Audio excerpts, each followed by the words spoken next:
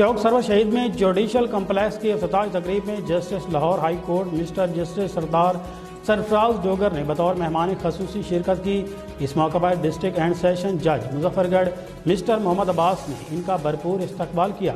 تقریب میں وکلا سول سوسائٹی عدالت میں موجود سائرین نے شرکت کی۔ چوک سرور شہید سے امین محسن کی رپورٹ۔ حال ہی میں ضلع مظفر گڑھ میں بننے والی 5ویں تحصیل چوک سرور شہید کے جوڈیشل کمپلیکس سے 30 مئی سے 2 سول ججز کے ساتھ کام شروع کر دیا ہے۔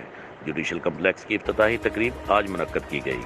سرور شہید بار ایسوسی ایشن کے صدر اعجاز خان کشک اور وکلا کی درخواست پر اس تقریب کے مہمان خصوصی justice Lahore high court mister justice Sardar Sarfraz Dogar تھے، جبکہ ڈسٹرکٹ اینڈ سیشن جج مظفر گڑھ مسٹر محمد عباس نے سینئر سول جج مظفر گڑھ مسٹر مقصود احمد قریشی اور سرور شہید کے وکلا کے ہمراہ مہمان خصوصی کا استقبال کیا۔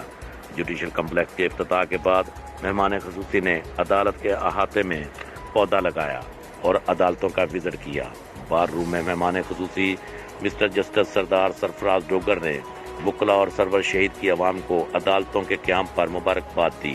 مہمان خصوصی کا کہنا تھا کہ اس تقریب میں شرکت کر کے خوشی محسوس کر رہا ہوں۔ انہوں نے بہت جلد جوڈیشل کمپلیکس میں ایڈیشنل اینڈ سیشن جج کی تعیناتی کی نوید بھی سنائی۔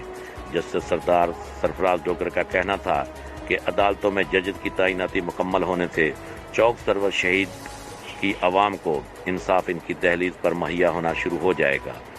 وکلا نے آنے والے تمام مہمانوں اور مہمان خصوصی کا شکریہ ادا کیا۔ کیمرہ ٹیم کے ساتھ ڈاکٹر امین محسن، سٹی HD نیوز، چوک سرور شہید۔ جنگ میں MPA PPA